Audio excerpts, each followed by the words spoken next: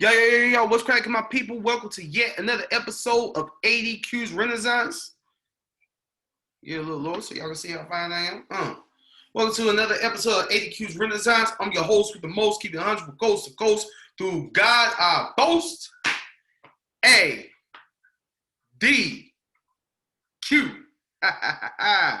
It is Sunday, September the 27th.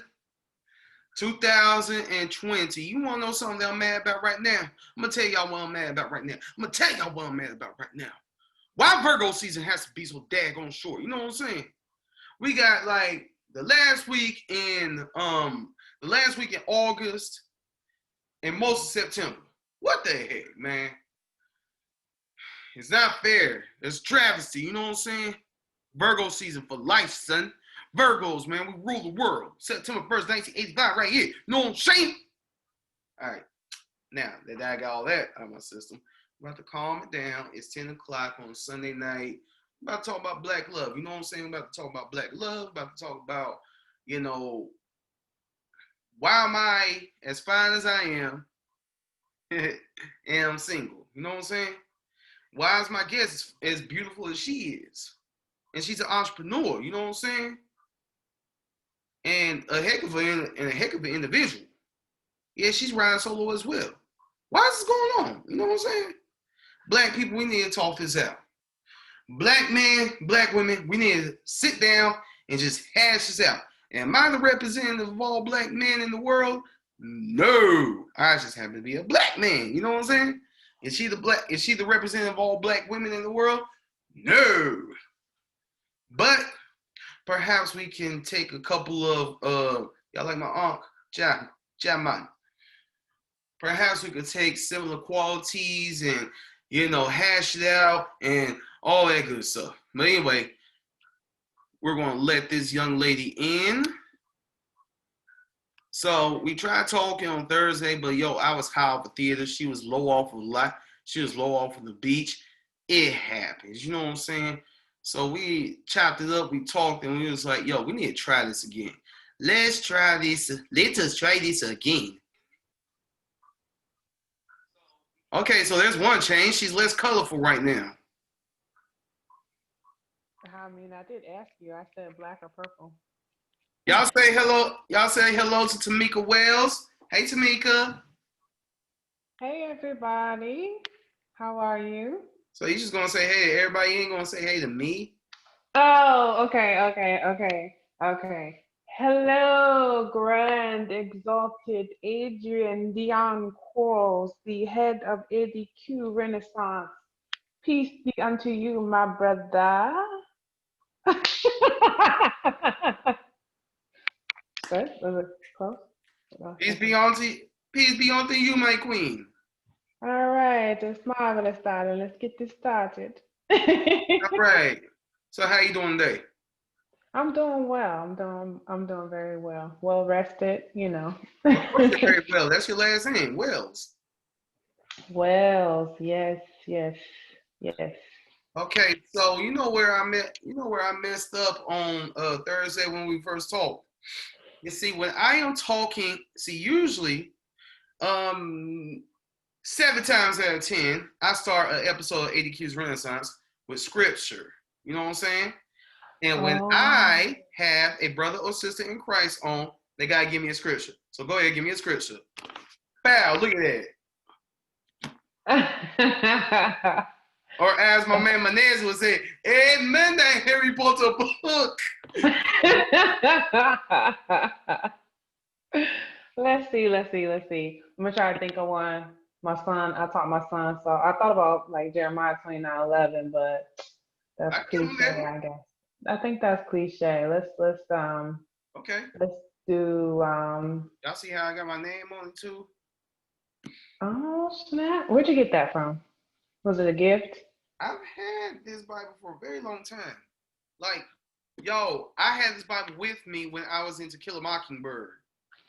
10 years ago. 10 years ago. Yeah, I've had it for that long. But anyway. Wow. Sorry about that. I got friends trying to log in. Well, let them log in. Shoot, come on, join the party, yo. So I love that Bible. It speaks a lot. It says a lot about your character because it's not like freshly from Barnes and Nobles or Walmart. That's what's up. I wish I would take Um, and buy a Bible from Barnes and Noble. you never know. You got a problem with Barnes and Nobles? I love Barnes and Noble. I used to work at Barnes and Noble. Okay, okay. Just checking so that I can answer that question on Facebook, the things that you don't like. I'm just saying, I would rather. I was just saying, I would rather get my Bible from Lifeway and not Barnes and Noble. You know what I'm saying? Yeah, Lifeway closed though. No, they're not. They're still online. Oh, fancy. Very smart. Very smart. Very Now, will smart. you give me the scripture to make a daggone? God is waiting. He's got his way. The earth is the Lord's, the fullness thereof, the world and those who dwell in it. For he has founded it upon the seas and established it upon the waters. Who may ascend into the hill of the Lord, or who may stand in his holy place? He who has clean hands and a pure heart, who has not lifted up his soul to idols nor sworn deceitfully, he shall receive blessings from the Lord. Lift up your heads, O ye gates. Sound Lift like up, you're you rapping. everlasting door. Huh? Sound like you're rapping. Lift up, you everlasting doors, and the King of glory shall come in. Who is this King of glory? The Lord strong and mighty, the Lord mighty in battle. Lift up your heads, O ye gates. Lift up, ye everlasting doors, and the King of glory shall come in. Who is this King of glory? The Lord of hosts, he is the King of glory. Psalm 24. So that was like one of the most poetic psalms that me and my son. Well, my son learned it, and then because I taught him, then I memorized it. So we used to act it out, and even in children's church and stuff, we had a blast with it. So since we're on Renaissance, I figured I'd Shakespeare. Oh, you don't like Shakespeare? I tried to express the word of God in an articulate and artful way. You know something funny? I don't like What? Shakespeare, but yet I just been cast, been plugged to read a scene between Othello, Iago, and Cotino, I think, in the play Othello. You gonna That's play a whole other Othello? story. Um, but that was dope. That was dope. I like that. You know, lift your hands, all ye Kevin Gates. Yeah, that's right. Um, but that was dope. That was dope. So I didn't even read. I didn't even read this. Dang, I don't remember where I got the Bible from. I guess Lifeway. Um, the Harry Potter book. Um, The devil is a lie. so Tamika, for we do have a whole litany of mutual friends, people who know me, people who know you. But for those who do know me and don't know you, who who are you? Tell them about yourself. I looked over Well, to the left. what'd you say? You keep on looking to the left, and I just thought of the tweet song. I looked over to the left. I'm gonna be quiet. Go ahead, do your thing. uh, well, I am, first and foremost, what made me who I am and how I got saved is I was a 19-year-old mom raising a black male by myself. And he's now 20 years old, and I'm 21st of September. I just turned 40. So first and foremost, I'm a mom of a black male. Second of all, um, I am an entrepreneur. I have a grocery delivery business based in Winston-Salem that we shop and deliver to people from Kernersville to Bermuda Run at Advance, North Carolina. Um, let's see. So I was a poet. I was a spoken word artist at one point. I've been a waitress, a limo driver, a banker, a tax preparer. I've been a whole lot of things, a writer. But whatever it takes to a dancer, to give God glory. Whatever it takes to express His love and His character on the earth, and to put food on the table, for my son and my family is what I do, what I've done. Um, and my passion right now, I'm in school for counseling slash leadership / pastoral ministry. But that could look like anything. That could be me planting franchises of grocery delivery businesses. So and ministering to the community and my employees through my business. And I'm currently in Impact University out in Clemens, North Carolina. So that's me for right now. So here on ADQ's Renaissance, when we have a product that is worth plugging, yeah, plug that mug. Come on, black business woman, plug your business. Tell them about it. For my business, Yes, um, plug it. I'm featured right now in the September edition of Forsyth Women's Magazine, alongside with Dana Moody, the owner of West Side Coffee House. And I was also featured on Fox 8 News as one of the recipients of the Restart Winston-Salem grant program. And I was on WFMY in the beginning of the pandemic, showing how my business helps those who had the shelter in place, those who are immune compromised, and just families who are really busy. I like to focus on business owners and entrepreneurs who have to manage families or just too busy to get to the grocery store. Since I started off as a hustling to pay for my son's private school tuition, I started in doing Instacart and Grubhub and DoorDash and Amazon about 3 years ago, and was able to launch into my own business full time at the beginning of this year before COVID had even came to the U.S. So Honeybee Grocery Delivery. We could be found on Facebook. We could be found on Instagram, and we have our website is www.honeybeegrocerydelivery.com. Nice, very dope, very dope, very dope. So, what brought you here on Thursday? What brings you here now? As wide awake and well rested as you are. Um, is this what brought you here? This is what even connected us because we were already friends on Facebook and we already know the same people. Like we basically travel in the same artistic community. In the same artistic community, we just never really spoke or anything. Mm-hmm. But turns out I had taken interest in a friend of yours.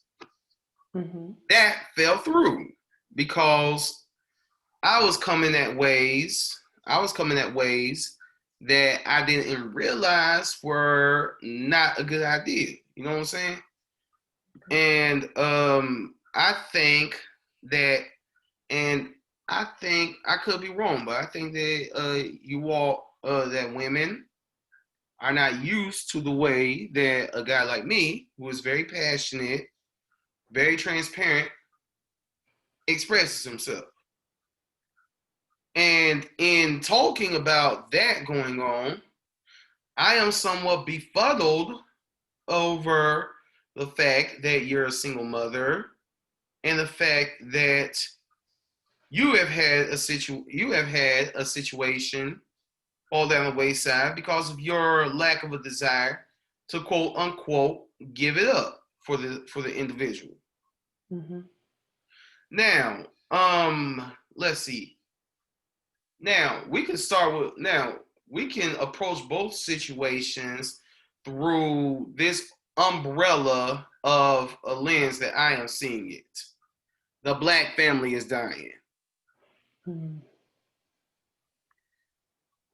When in every single place that I've worked at, as I have been working in the educational field, I have it would be a rarity for me to see a home where there is mama, and daddy.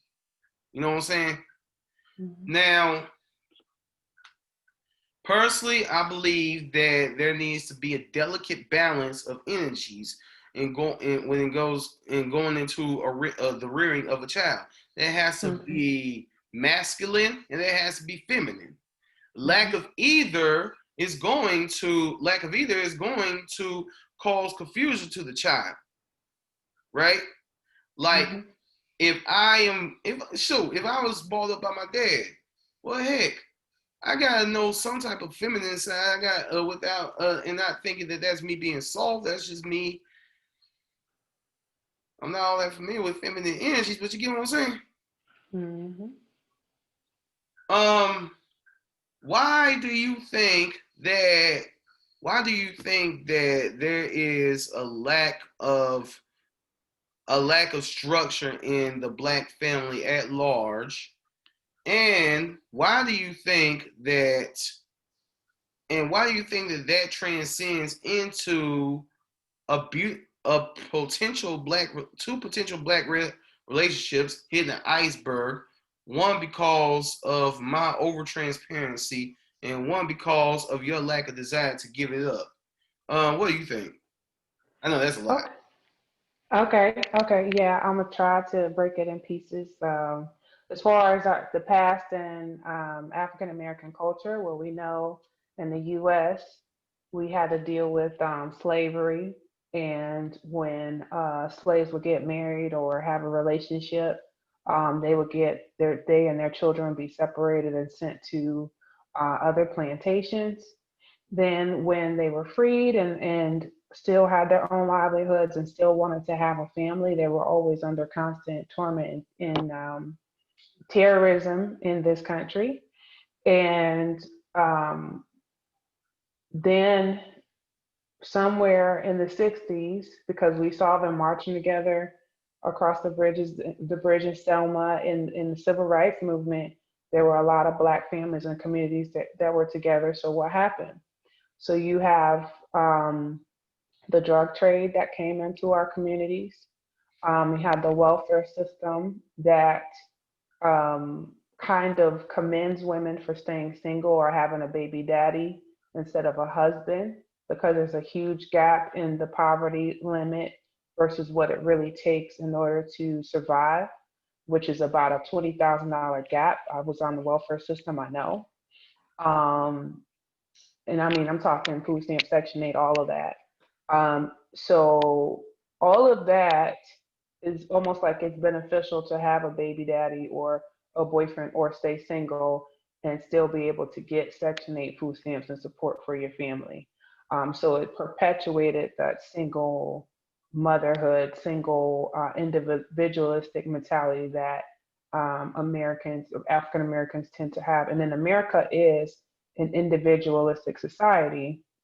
It's not communal. It's about me, my selfie, maybe an usy, my bio, what I do, what I feel. And if I feel a certain way, then I need to find people who agree or feel that way. And if they don't, then oh well, I'll just do me by myself. And so all of those different factors have deteriorated the foundations of Black love and Black community. And then there are the stereotypes that we deal with in our group called Pearls of Great Price, which is how you interacted with one of my friends, and you didn't know. And it's funny because a couple guys now have either met me or some of my friends in that group and didn't know, but it's okay because we're just friends. So it's not like um, any of us are offended, but it just I told the guy he ended up dating or talking to at least three of us in the last two of us within the last couple of months, and then the other one a couple years back. But I told him, it looks like you got good taste in women, you know, no big deal. But um, we're taking down the stereotypes of how Black women are perceived. Never mind colorism, or you're too dark, you're too light, you're too thin, and you're too fat. But also, she's independent. She don't need a man.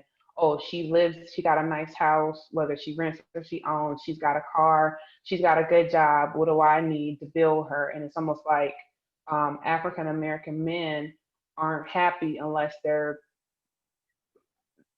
rescuing another woman. And if a woman is already stable and able to add to his life or his purpose, it's more intimidating. So what we did last week, we had Singles Week, as National Singles Week, and what some of the pearls, what we did was we put out there the myths and the truth about us as single women, independent women, and Black women. There's some of the women in the group are not Black, but still can be perceived as they're all set. Why do they need a man? So it's I hope that covers a lot, but I hope that kind of brings us up to current situations. Besides the fact that we don't have the tools, no matter what culture right now in America, we don't have the tools to acquire the right kind of mate and then to maintain that relationship and have a satisfying, lasting marriage. So, So first of all, I'm not going to get super political because I already covered that boat yesterday, and that episode will be out ASAP. okay. I think I might for my 70th episode make it a two-parter. Talk about politics, talk about love. Anywho, but what you have just said about the welfare system, our sister Candace Owens talks about that all the time. Mm-hmm. We vilify her because she says dumb stuff, but she also says on point stuff like that. But I digress. You brought up women. You brought up when the women like has her stuff together. She's doing well for herself and all that good stuff. I'm going to speak for myself. Okay. Okay. I went out with you. I went out with your girl one time, right? Uh-huh. I was intimidated as a mug. I looked at her. I saw a beautiful smile, well spoken, intelligent, like businesswoman. She got her own business. Talking about she's gonna have a book signing and whatnot. And I was thinking to myself, based off of my own insecurities, oh my God, I just freaking took a bus here from Greensboro, and I was homeless last year. How the heck am I gonna match this? Okay, maybe I could like match. Maybe I could like gain her interest with my beautiful poetic words. Maybe that'll be the way to do it. So I give her some poetry. Me, heck, I'm sure you've seen some poetry joints at the artist block. They get down and dirty. You know what I'm saying? That's how we do. That's how we do. Mm-hmm. Mm-hmm. We're up there, yeah. We got hearts for Jesus and whatnot, but we Mm-hmm. are also saying what's in our hearts. Mm-hmm. And you and one of an artist that knows me pretty well. That's how we first butt heads, is because I don't. eh, As singles, we gotta sacrifice a whole lot to stay abstinent. And so, what goes in our ear and what we hear and what movies we watch, we're very intentional about that. And he decided to cross that line, and yeah. And see, I'll say this. Mm-hmm. Number one, when your friend brought it to my attention that my words were a problem, I was apologetic. And one thing I know is another place where we brothers we mess up big time is we're always crossing lines. We're always trying to tiptoe over lines. But we always try to moonwalk over these lines. But no mean is a thing. You know what I'm saying? Like, if I'm interested in you, I'm saying hypothetically, if I'm interested in you, I want to maintain your interest. I want to gain and maintain your interest. I don't want to, be a butthole trying to push my way forward and end up turning you off. And not only do you not want to deal with me on a romantic level, but you also don't want to deal with me on a platonic friend level. You like, man, Adrian? Oh God, let me go find something else to do. Man, forget poetry tonight. That's the thing, right? Mm-hmm. So Mm-hmm. I think where it comes into play is being respectful. You know what I'm saying? Not only being RESPECT. Find out what it means to me. exactly Aretha. Mm-hmm. Not only being respectful, but being transparent because I did not know the severity of me using artist block type poetry towards this young lady, and for that reason and for that reason alone, it didn't work out.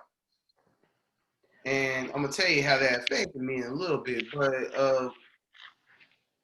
you're the guest on my podcast. I don't mean to talk a whole lot. What's your take on that? First, how we kind of got back into another conversation is that I was telling you that I was rooting for you. The way that we met, um, the way that the way that you and she met, you can't talk to your mutual friends on Facebook. So when she's not your mutual friend, so when you guys met and she said, "Hey, it's ADQ, he's your or Adrian, he's your mutual friend." I'm like, "Oh yeah, yeah." Because I saw you about theater, you're about family and life, doing life and you're moving forward and things. So I kind of, as kind of like the dating coach of Pearls or whatever, I'm cheering my ladies on, you know. And so as this is transpiring, I'm in the vicinity, like I happen to be downtown that day, not stalking you guys or anything like that. But she's out there waiting and I'm like, hey, and I said to her, because one thing that I say and I've learned from experience is that when a man wants something, he's gonna do what it takes to get it. So when we're online dating and these guys are in Charlotte or Durham or Virginia or wherever, and they're like, or even Greensboro, and they're like, this one guy, he was like, so when you coming to Maryland? Because one of the apps has people like way out, whatever. And I said, no time soon. He's like, why not? There's no other conversation because if your favorite football team or your basketball team was playing here in Winston-Salem, you would be here. So same thing, like this dude asked me, oh, so when do you come to Charlotte? I just said twice a year just to kind of cut the conversation. But personally, if I want to go to IKEA or I want to go to Cheddar's or I want to go whatever, but I've learned not to sell myself short like that because again, when a man wants something, he's gonna do what it takes to go get it. And you could look at how his money is spent, how his time is spent, and what he does to get whatever he wants, whether it's staying in line for J's or the NX Xbox, whatever. And we as women, and me myself personally, have sold our myself too short for too long. So I always tell them, like, when a man wants something, he's gonna do what it takes to get it. So she said that you are not only taking a bus, but you are communicating. Oh, my bus is late. I really apologize. I'm like, yes, like, yes. And neither were we like, oh, he packing a bus. So what you gonna do when you need groceries? No, because if you and then you share it with me later on in our conversation after you guys had went out and stuff and we got to talking about it because we were going to talk about this podcast and I told you, well, I'm doing a podcast with my friend and you're telling me the results of that. I already knew the results of it, but I wanted you to know and affirm you as a young black male that there was someone in your corner cheering you on. It's just that there was a few things like coming on too strong or artist block is a place in Greensboro and I've been to some of those events, and I don't want to hear that stuff. Never mind someone that's trying to open their heart up. And the biggest thing that as a Christian woman is if the way that we stepped out this week with singles week and stuff, we get called behind the scenes, hoes or she gonna fall or um she out there online, she about to catch something, like we get looked down on upon enough as it is. And so we don't need anybody saying in the garden saying, hey, eat this fruit when we know that that's, gonna cause us to lose everything like Adam and Eve. So yes, we can be what's considered holier than thou, but not honestly, it's just following the book and actually from experience learning that this type of way of doing sex first, then getting to know somebody doesn't work.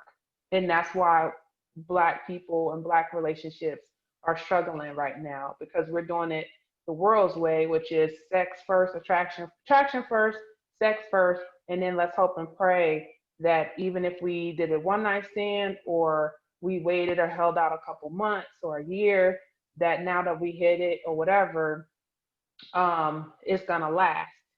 And anybody that's a relationship expert can say that, or even pastors who've done pastoral counseling say that love does not keep a relationship together.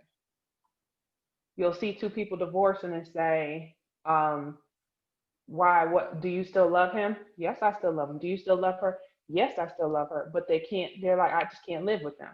So, irreconcilable differences, because the foundation of the relationship was wrong.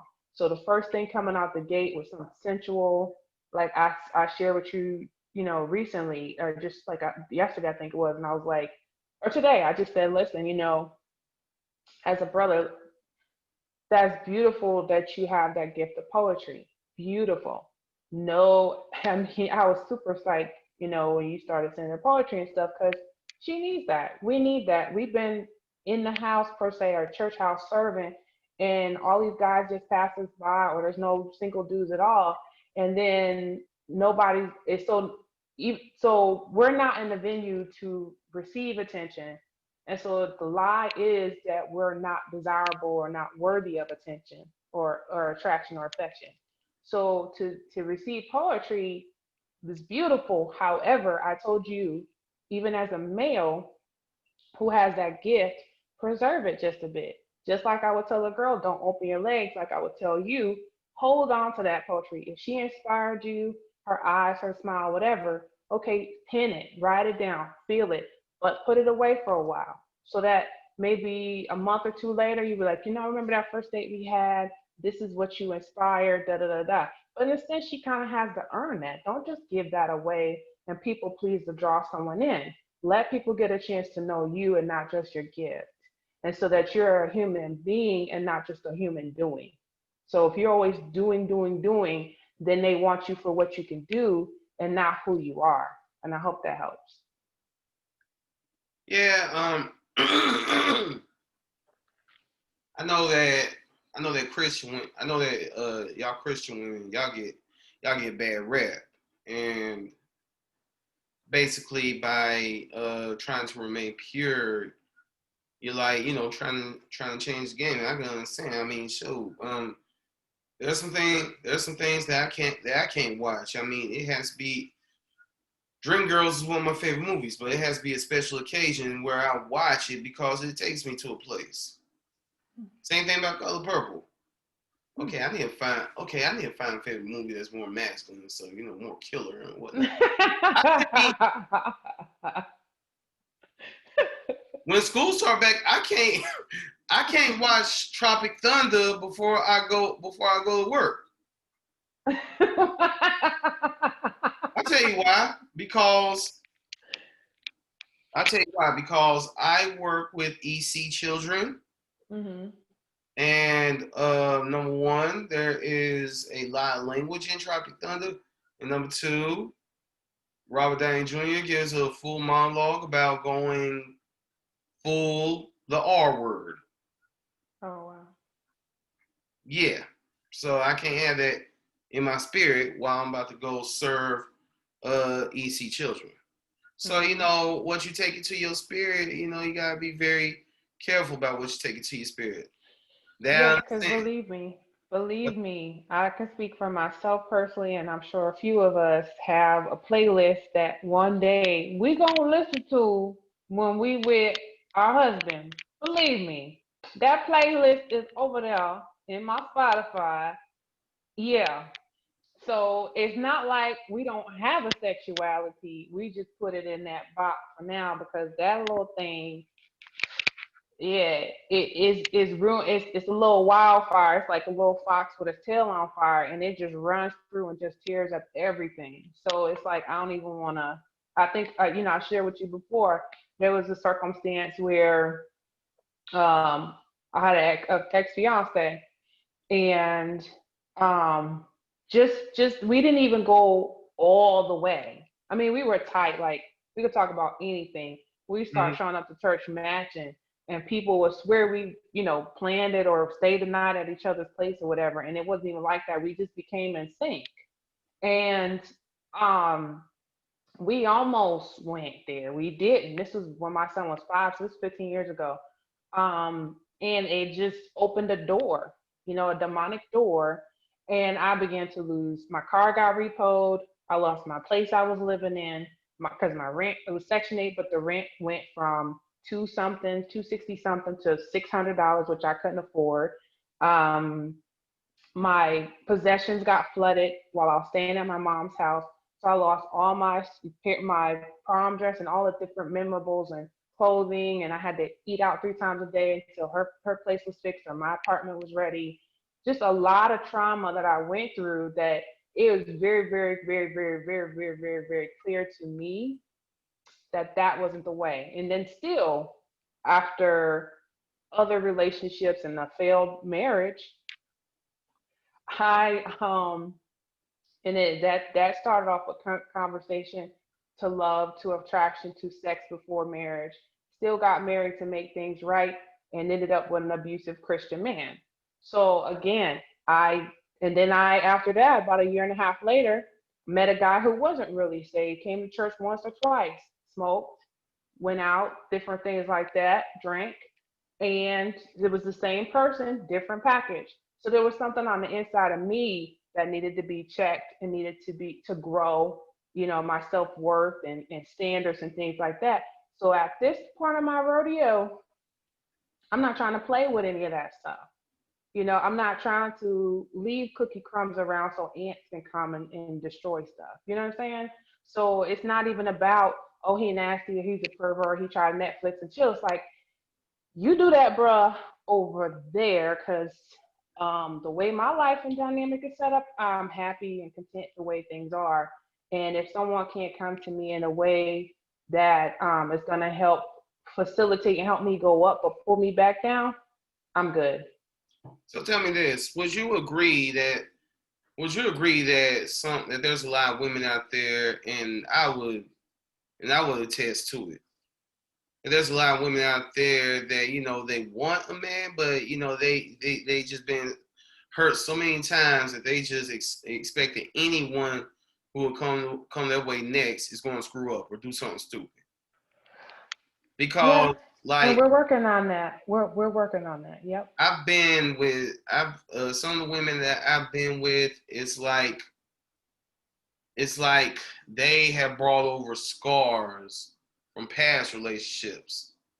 And I'm like, yo, I ain't nothing like the dude that you've been with. I can guarantee you that I'm nothing like him. So Hmm. you think that I just want to smash and then go on about my business? Yo, I was a virgin up until the age of 23. I have not really been all that sexually active throughout my life. What, you got kids? How many? Because I have a limit. Um, what else? Shoot, you scared of someone cheating on you and stuff? Well, daggone, you're gonna be this paranoid. If you're gonna be this daggone paranoid, then you won't have to worry about me cheating on you. I'll just straight up leave you all together. Right. Um I just feel like it kind of, unless he's slipping behind the back door, tapping somebody that you can't see or whatever, I think fidelity in a man, like, catching a bus, working like the old school way of chivalry, courting, working his way into a relationship with a woman who is open and warm, you know, not just rude and hurtful and disrespectful, but just working towards or working for that woman or that her hand in marriage, just like Jacob and Rachel and so on, different examples in the Bible, and just in life in general. I think that we value what we work hard for. And I think that a lot of women have sold themselves short. And when they sold themselves short, the results they got, they didn't like it. So we can tend to assume, I mean, we have traumas, triggers, the body keeps score. So when certain activities or certain behaviors start to come out in the relationship, yes, it can be a quick assumption like, oh, that's that happened before, and I'm not going to do that again with you or allow you to do that again.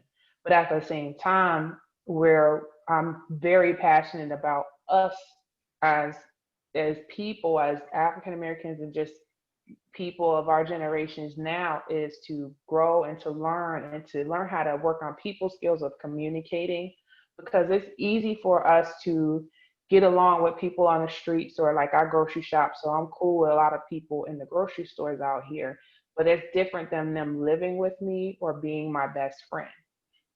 And we tend to hurt the ones who are closest to us quicker than we do those out in public. So we can be pitiful in private and powerful in public. And so we have to learn those skills that we weren't taught or we didn't see our parents doing. Like I told you about the situation where the guy wanted me to Netflix and chill. And instead of going, what? You trying to sell me short? You just want a cheap date? You can't. You took me out one time. Now you trying to do a buy two get two free, whatever. You just da da da da da. And that's based off past experience and hurt. I said no thank. I didn't say no thank you, but I pretty much used the customer service skills that says, I really enjoy hanging with you, but I don't know you that well. It's been only a week. Could we do something in a public place instead? There's drive-in movie theaters now. We just have our mask on in the car, but we get to spend that time with each other and watch a movie together. And instead of what all that other stuff, that extra, based on her. And then the conversation kind of whittled away, or the energy or the excitement to go out kind of waned, and then I ended up canceling that date because I could see that that wasn't his intentions to hang out, so, or spend money, and so the next time when he wanted to come help me with something, I had that come to Jesus conversation and say, okay, listen, um I'm a little out the game, but uh, you know what Netflix and chill is, right? Yeah. And I said, so when you asked me to come over and watch that movie, is that what you were expecting? He was like, oh, I got friends that come over and nothing happens. And I was like, okay, well, then I'm me. So uh, you understand that if you come and help me fix this or do that, that one, there will be masks. Two, there's none of that going on. Three, we're just friends getting to know each other at this time. And are you okay with that? And he said, yes, he is. I said, okay. You know, um, and I said, so if we Netflix and chill and something did go to that level, you're cool with it? Yeah, I'm okay with that. So he told me honestly, transparently, where he was with that. And I'm like, okay, cool. Now I see, and I gotta be extra careful because you get too close to somebody and stuff does happen. So, okay, now I know for sure I can't just hang out at his house or he can't just hang out at mine because some might get popped, period. Because that's just, we're human beings. We're grown. We're not virgins. We're not 15 or 10 or whatever. We got hormones. So, and he told me already he doesn't have that boundary like I did. So instead of, like I said, flipping out on him, but then also not assuming that he didn't mean what he said, I just used some customer service skills to ask those qualifying questions to see where he's at, and then you proceed from there without judging.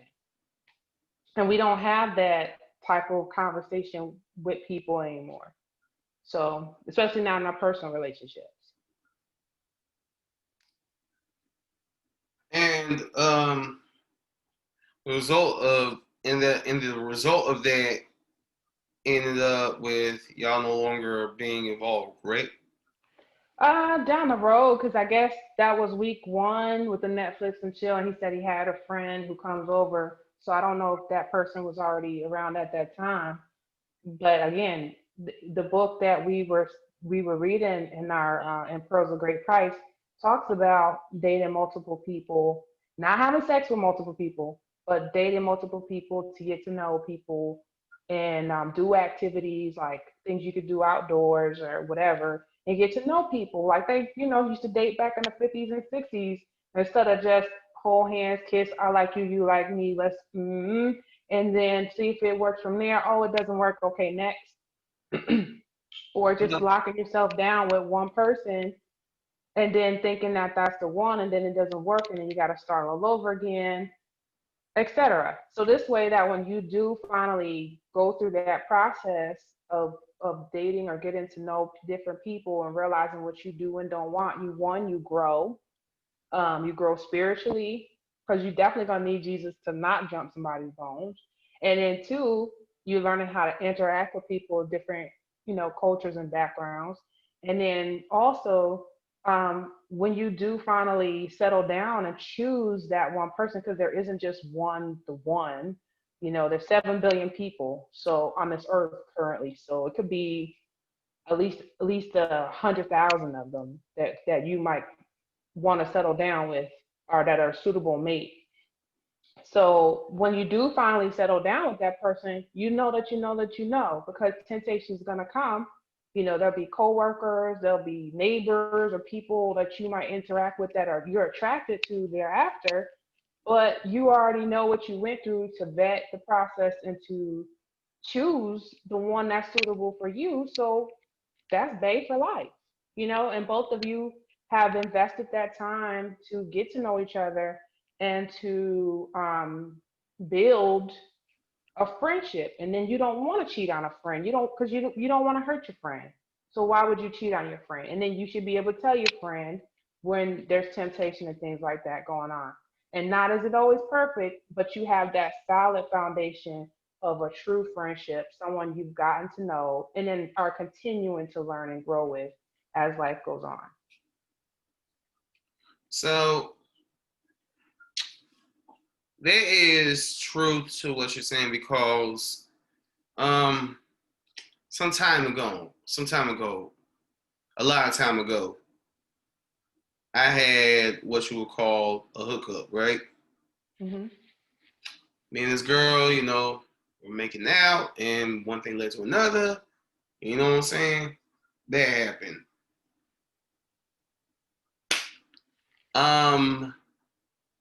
I knew her, but I didn't really know her that well. Like, we didn't establish a foundation of feelings or whatever. Basically, I was just smashed. You know what I'm saying? And while it's a fleshly, incredible feeling, spiritually, it's an empty feeling. Mm-hmm. Because I'm like, imagine having that situation with someone that you're in love with. Imagine having that situation. Imagine having that with someone who you have decided that you want to spend the rest of your life with them. It's a whole different ball game. It's something celestial about married sex. And even I said I was married before, and there were no bells and whistles as far as the physical concern, but it's something with that covenant that I've been sexually active a long, long time before I had gotten married, and it was totally different than any experience I've ever had before. Because first of all, there's not that guilt. It's almost like your soul agrees with the natural design for sex inside of marriage. And your soul feels safe, like this person's not going anywhere. This person has made that commitment to me no matter what. And they don't have to get up, pack up their stuff, and leave. And it's just your soul, your emotions, your mind, it just does something different to the whole experience. And that's why I'm like, you know what, I'd rather just wait till I get it, you know, do things the right way this time. Me, I've almost concluded in my mind. I'm probably not going to get married. That's probably more. Where I, did this come from? Tell me how your brain is working. Okay. I Why mean, wouldn't you I get have failed married? so many times that I almost just don't see it happening. It's just the tools, just the tools. You just need a strategy. That's all. That's all. It's just like a job I interview. went There's plenty into of jobs we applied for, we didn't get it, but we didn't stop trying to work. I went into I went into the 2 minute long situation with your girl. I went into that and I said to myself, okay, yo, this girl, if perfection was anyone, she's freaking close to it, Mm-hmm. right? So I kept saying to myself, Q, don't F this up. Q, don't F this up. Q, don't F this up. I was like, Lord, please, please, please, please, Lord, don't let me do anything stupid and mess this up. That's why, like, when I met her, I was literally walking on eggshells. I was trying my best not to be too funny. I was trying my best not to be too transparent. Like, the way you make it sound, you sound like both of y'all looked at me and said, "Okay, this is somebody. He's handsome, he's talented, all that good stuff. He got a lot going for him. This could be a thing, right?" But she kept saying friends. So I was like, so normally I say, okay, I'm not going into the friend zone. I don't want any more friends. Yeah, the other guy said the same thing, and I understand. And I kept reassuring him, though, that I But really, really like him, though. oh, who really like who? I said the same. I went through the same thing with that guy too, the nice guy. Mm-hmm. Um, but I always made sure that because I know that could be friend zone. And he told me how a lot of girls put him in a friend zone. I'm like, nah, bro, you ain't in the friend zone with me. And like a week before, he told me that he was, smashing somebody else or whatever. We had that conversation of where are we with each other, and I said something about I'm in the friend zone. He was like, "Oh no, you're not in the friend zone."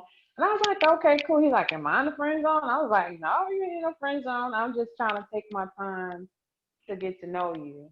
So now it's not a bad thing, and I don't know how else we can um, say that to nice, sweet gentlemen that we're not saying, get out of here, Steve Urkel. We want Stefan. We're not, that's not what we mean. We're saying just slow the libido and slow the attraction and the sexuality down so that we can have conversations and connect here before anywhere else. Well, I couldn't do anything because one slip up and stuff, and boom, I'm not even in the friend zone. I'm not on the back burner. I'm off the daggone stove. Uh, Mm-hmm. so that happened. I think about how my last two relationships ended, and I'm about just ready to throw in the towel. Be like, forget it. Be honest with I don't think you mean it. you. Yeah, I do mean it. I'm sorry you feel that way. Um, can I talk about some of the books that I've read or we're reading? Well, remember how we said how we're going to go into those books. Quote them. Okay. Make somebody want them. Quote them. Okay. So, for example, in the book that we last read, How to Find a Date Worth Keeping, the last couple chapters talk about how dating is like a numbers game. So, like, if you're um, auditioning for a part Mm-hmm. and you got 100 people in line, you may or may not get that part, but you don't stop applying or auditioning for parts. If you did, you wouldn't be where you are right now. So that rejection in that area, and the problem is that there's so much waiting on us as singles, especially over the age of 30, so much pressure. And if we could just take that pressure off and look at it like, okay, this is like a job interview. This is like a audition. This is like trying out for the team. You know, there is going to be a team. There is going to be a role that not only are you going to get, but you are going to break a leg. You're going to knock it out the park. You're going to promote and elevate in it. It's just a matter of getting to that point because the process is a growth process. And so when we start to look at people or potential mates or dates or people as just friends that we're trying to get to know, it takes that pressure off of being perfect. Um, and I quote or talk about that dating experience because I have like you I kind of was able to really just be myself for the most part. I knew because of different spiritual beliefs I couldn't be like deep, you know. But I also knew that I could just relax, laugh, and have fun with my friend, and that was like priceless. So it was like gave me hope that even though it didn't work out, there's gotta the faith says that there's more out there. That was just a sneak peek. And so if I gotta keep talking or dating or meeting and chatting and going through that, getting in line, getting closer and closer to that audition, and then not getting the call back, then eventually I'm gonna get that role. Eventually, if I play the tree first in the Wizard of Oz, and then next thing you know, I'm a Oompa Loompa. The next time, I get to be the lion or the Tin Man, or the next time, one day I'm Toto, and the next time, hopefully, I'll be Dorothy. But I'm just gonna keep going through that process. And it's the same thing with dating. We can't give up because our negative dating will trigger those negative things that we've experienced in our childhood. And that's in that book, How to Find a Date Worth Keeping by Henry Cloud. And that's the part of that process is to work on ourselves as we're feeling these feelings and hearing these negative self-talk things going on in our minds, um, so that we deal with them in our accountability groups, which is what Pearls is. Pearls of Great Price is an accountability group where we not only say, girl, I'm getting ready to go out with so-and-so, you praying because he fine, or we be clicking, girl, and he want to talk about something. Are you praying? And I can't mess up because uh, Lakeisha is looking up to me, or praying for me, or Christina's praying for me, or Miss Martha's praying for me, or Allison is praying for me, or rooting for me. So I can't just slip up like that. Whereas before it was like when my ex says it was just me and them, and if I did something, then it just affected me and my son. Um, so that's How to Find a Date Worth Keeping, and an awesome book. He also wrote the book Boundaries. Um, Love and respect.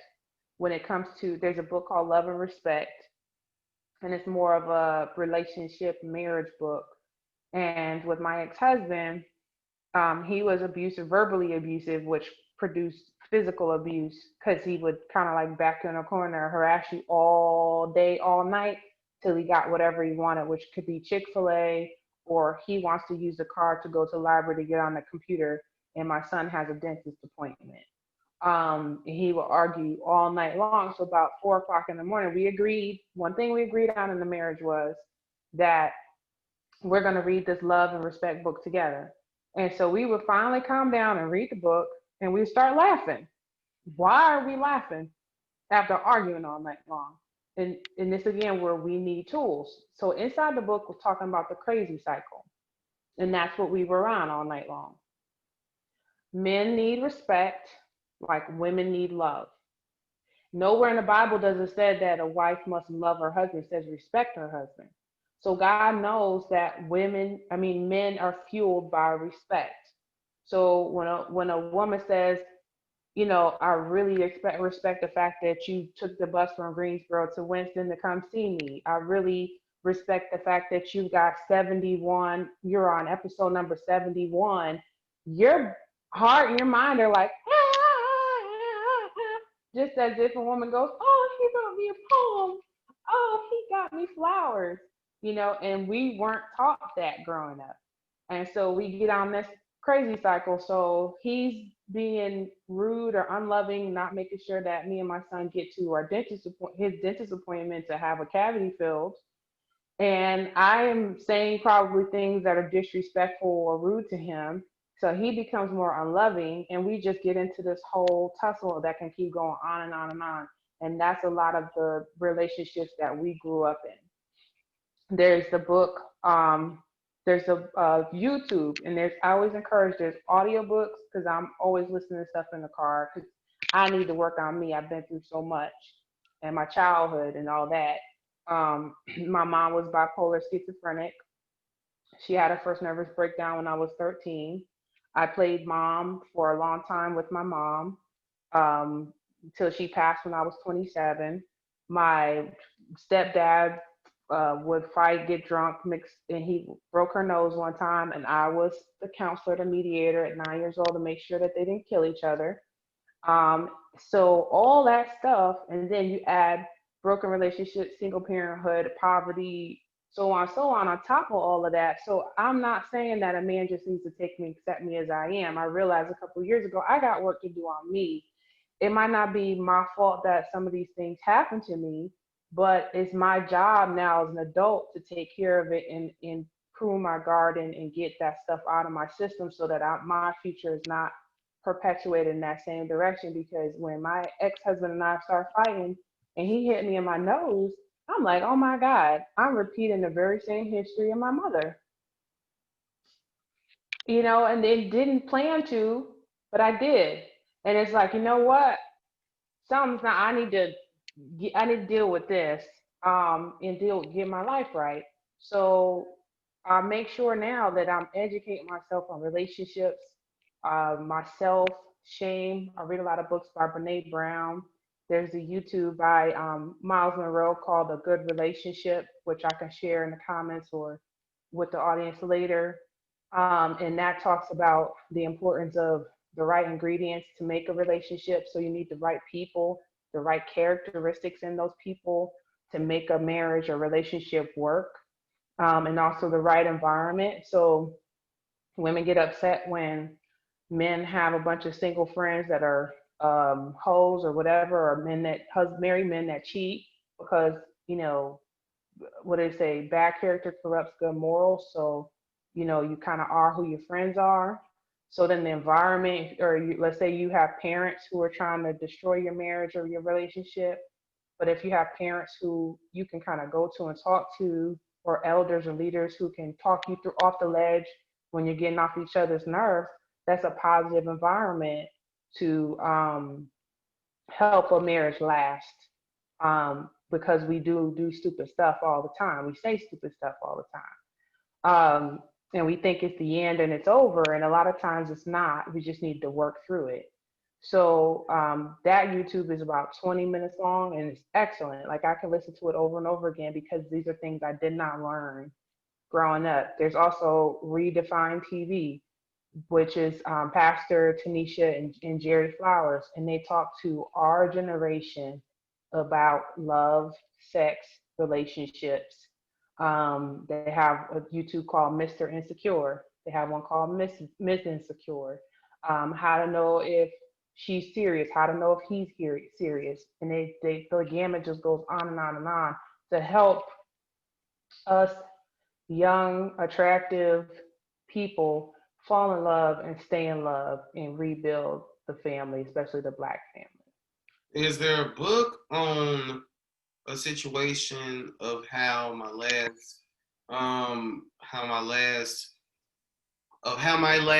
serious relationship ended? Because here's how it ended. Okay. Here's how it ended. We were in love, like totally in love. Our first date, I remember putting my arms around her, and we was just all over each other. She lived in Winston also. Mm-hmm. She came to Greensboro to see me a lot. She cooked for me. She prayed for me. Like we talked about marriage. When our relationship ended, that broke me. Like 2017 was probably like my worst year ever. Mm-hmm. Because what ended it, I'm pretty sure that when I met her parents, that played a part because I hated her parents. Mm-hmm. But I think what did it was I was on the verge of getting evicted, right?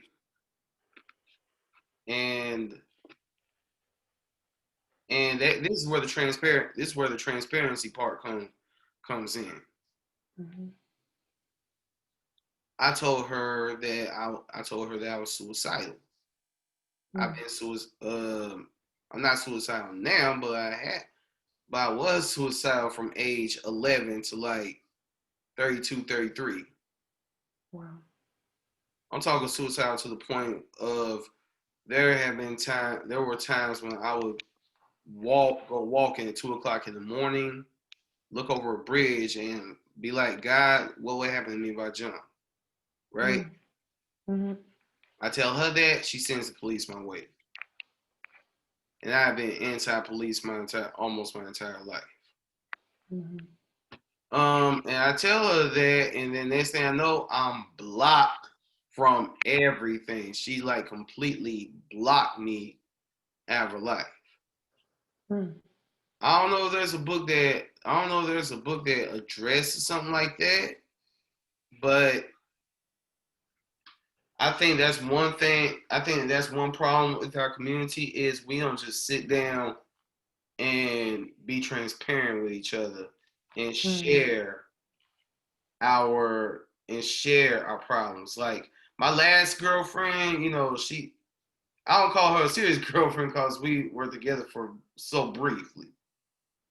But we would have 3-hour conversations. We still do because we're still good friends. Mm-hmm. We would have like 3-4 hour conversations about all that we have going on. Mm-hmm. All that has occurred in our lives.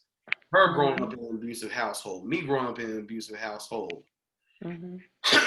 The fact that she has struggled to feel love through most of her life. Like that I've struggled to feel love throughout most of my life. And that's why there again, when I met with your homegirl, I was like,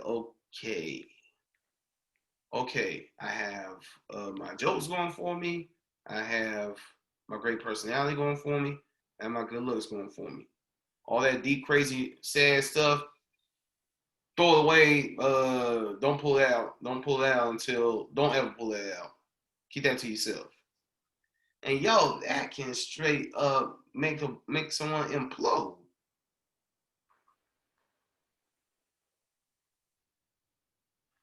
Your thoughts?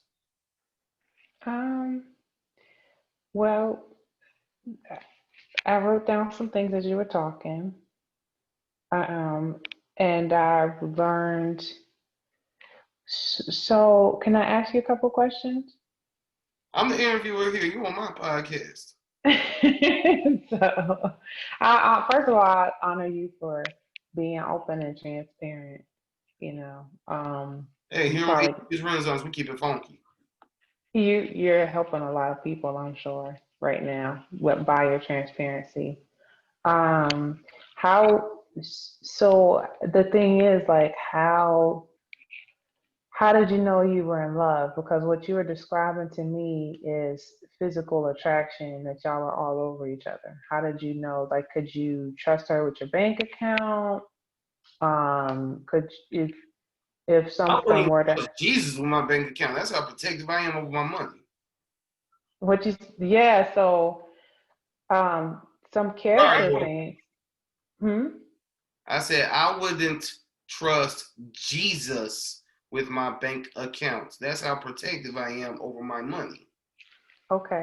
So what are some things besides like feelings and past experiences do you feel like um so for example, what's your purpose? What's your purpose? What's your calling? What are you here on earth to do?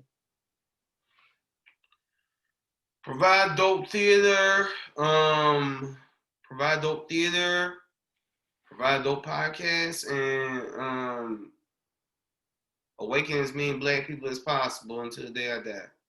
Right now, that's my goal. Hmm. So did she have similar goals or purposes that complement where you're going and what you're doing? Well, I don't know because this was a few years ago, so I don't remember what Okay. her goals and purposes were. Right. So these are like foundational things to relationships beyond just the physical attraction. And I'm not trying to put you on the spot at all. I'll just try like so. And then when you say that you struggle, like I struggle with depression since I was like 8 or 9, and I literally did try to commit suicide. So, and I didn't know it was childhood depression until I had it again when I was 17. and that's what they called it as, because I was sleeping too much and didn't want to eat and a bunch of other stuff, but I didn't know what it was. And so in that, and then when I was pregnant with my son, I was depressed again. But in that, what kind of help or assistance or mental health support do you have? Yeah, Um, zero. Zero.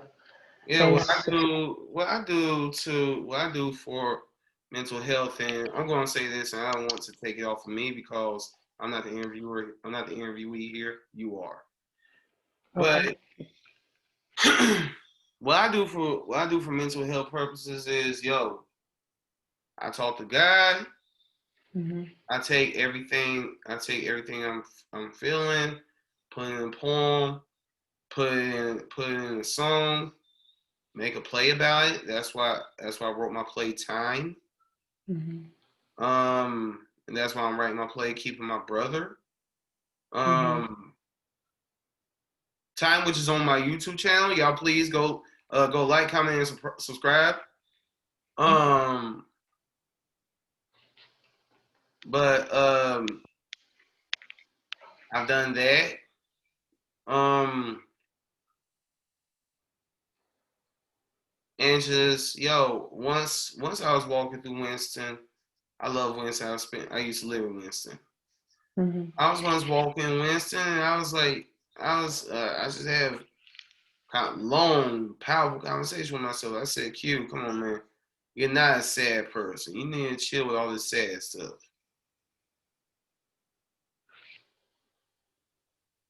I'm not going to go in depth with what I said because it involved a whole litany of swear words. But Hmm. yeah, I just had a kind of Jesus moment myself. Hmm.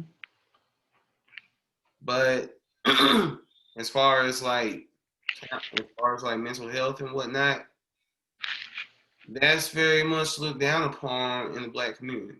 Yes, you said that right. Yep. Mental health is not taken seriously at all. Yep. Hmm. Like I could tell my mom, I could tell people, hey, this makes me feel a certain way.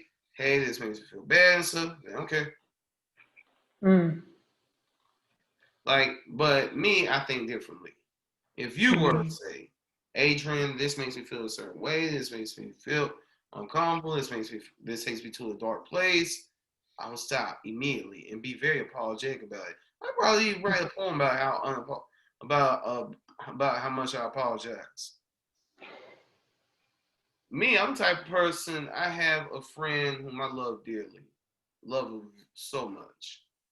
I know that she fights demons just like I do. Hmm. I tell her I love her all the time. I tell her I love her so much that it annoys her. I tell her I tell her stuff like "Thank you for existing." Hmm. So that's just my way of doing things.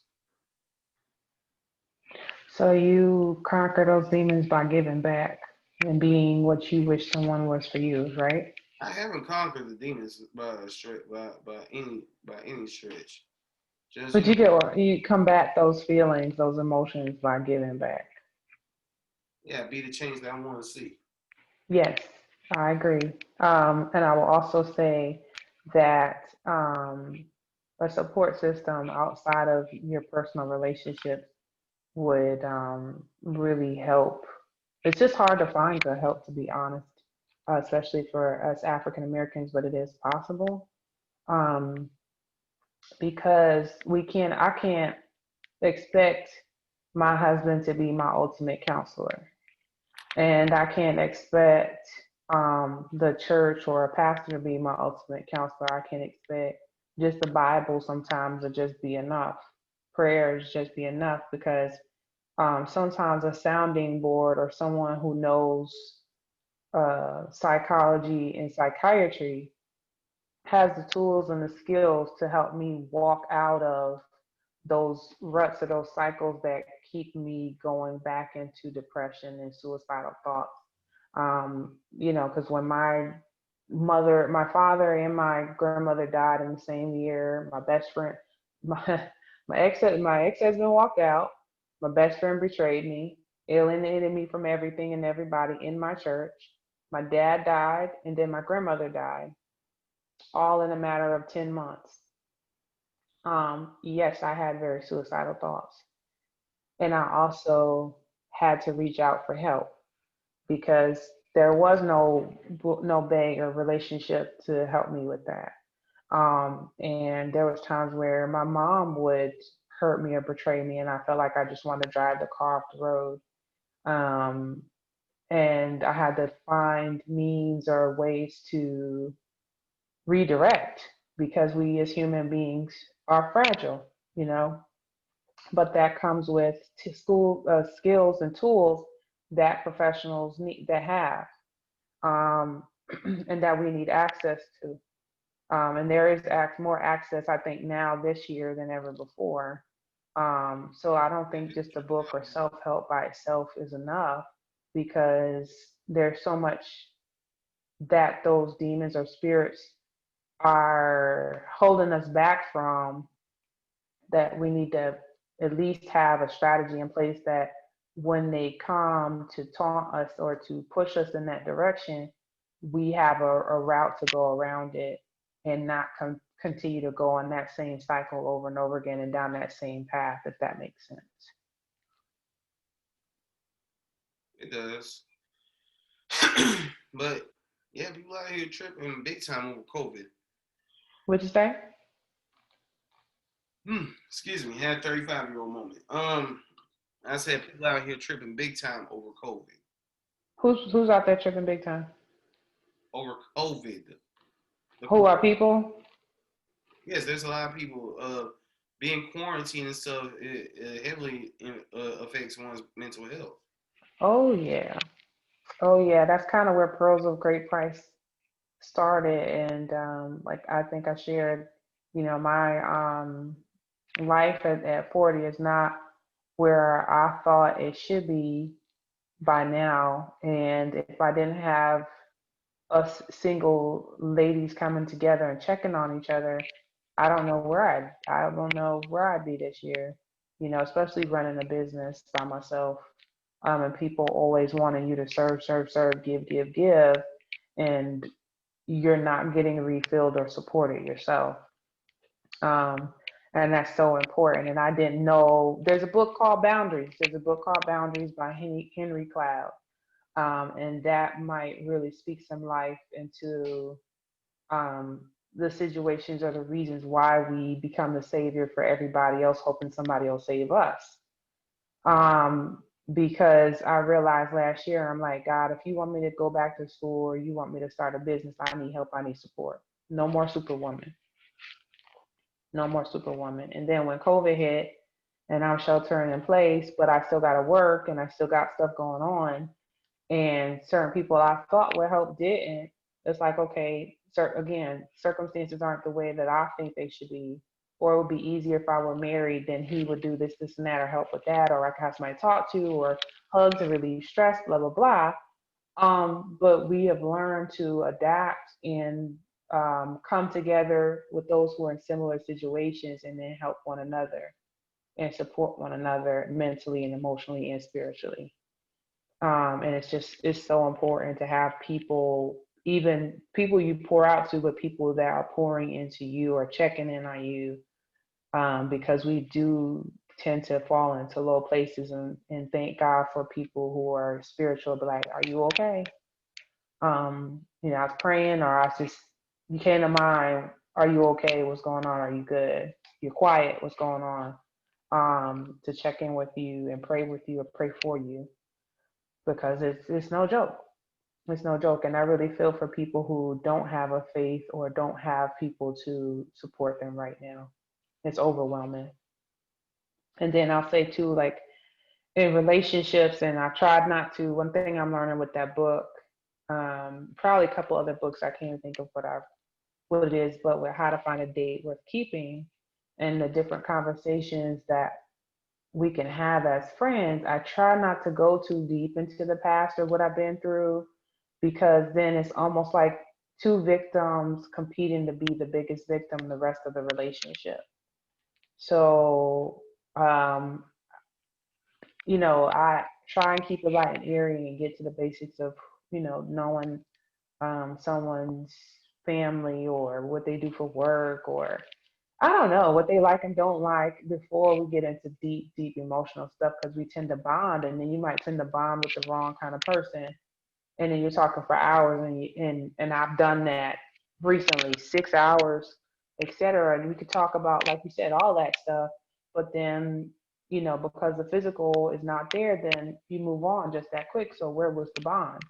And so I keep that those type of conversations for more like exclusive relationships, because um if you're a personable person like yourself, you can probably talk to almost anybody for hours, but that doesn't validate that that person has the character to stay in a long-term relationship with you. There is a reason why I'm up to 71 episodes on my podcast, but hey, you know what I'm saying? Yeah. Um, this is why I say all that. This is why I say Okay.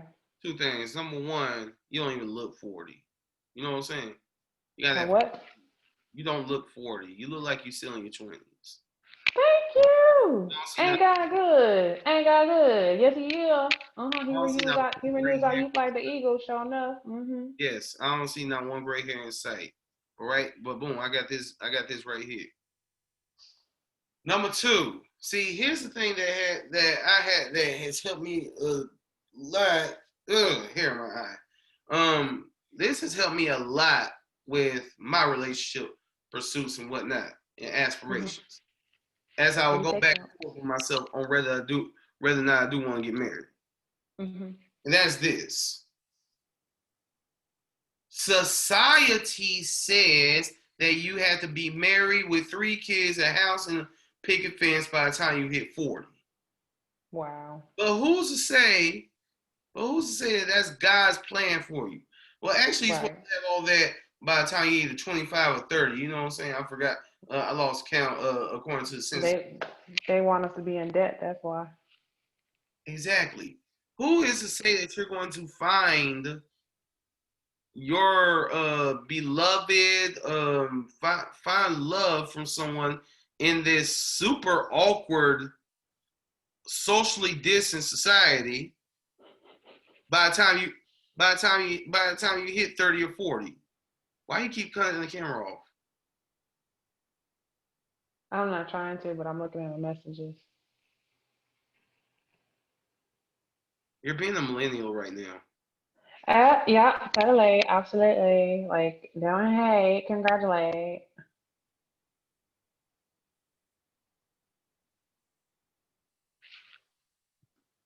Just waiting for you to stop messing with your phone so I can finish. Asante. Did you see where we fell in the water when we were kayaking because we were trying to go on Facebook Live? I didn't see that. So yeah, well, we got good selfies. Yeah. So we finished kayaking after they got us off the water and got the water out of our boat, and we lost the cell phone and almost lost the other one too. And but yeah, we still kind of millennial. I'm like on the cusp. But you were saying, I'm sorry. Nah, you're not a millennial. I'm sorry, you're not a millennial. You All, took my millennial card. all millennials are from 83 to 97, so you're not a millennial. Sorry. What is it? Age what to what? 1983 to 1997. It depends on what chart you're on. It depends. Well, So who? then, what am I? It depends on what I'm. Gen X. What am I? I don't know. Well, you just said I look like I'm in my 20s. Don't hate, congratulate, dude. As long as you don't say I'm a Gen Z, we're good. Just take the compliment. Dang, you being a Virgo right now. Takes one to know one. Yeah, I'm a Virgo. I'm the good Virgo. Anywho, that been what Get on the good foot. God, I love that song. Ooh. Go ahead. So anyway, that's what society says. Also, I look at marriage and relationships like this. She's my better half. She completes me. Now, you need to be a complete human being before her, or else you're in big trouble. Just like you need to be a complete You better human being preach. before him, or else you're in trouble. You know what I'm saying? You better So preach. Yep. basically, you need to be the the nuts and the fudge and stuff. Brownie. Mm-hmm. No, no brownie. The person who comes onto your life, they need to be the brownie. They need to be the bonus. They need to be the luxury. Mm-hmm. Mm-hmm. Not the, oh my God, my life is all around you. My life is gonna be over if you leave. Mm-hmm. You know what I'm saying? You need to yeah, I'll say that to anybody. Like, if you're nothing without your loved one, then you're in Mm-hmm. trouble. That's why I asked you what your purpose is. Yep. Purpose-driven relationships have power, and they have a reason to stick together. You want to know what my relationship purposes were. No, I mean, what is your God? What are you here on earth to do? I'm here on Um, earth to give you people great theater. Which, by the way, tune in tomorrow night. It'll be a theater episode of ADQ's Renaissance. And Tuesday night, I'm going to be covering the debate between Orange Hitler and Sleepy Joe. Anyway,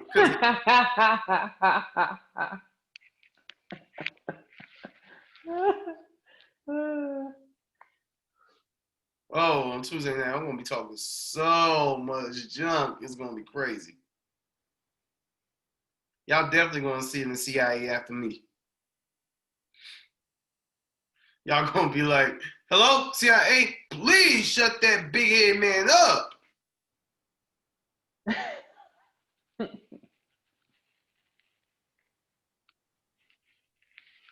But you asked me what my purpose is. What's your purpose? hmm. To build. What, you want more kids? Doesn't necessarily have to be kids. It's building up Dude. souls, building up people, building up businesses, building up communities, building up where there's gaps.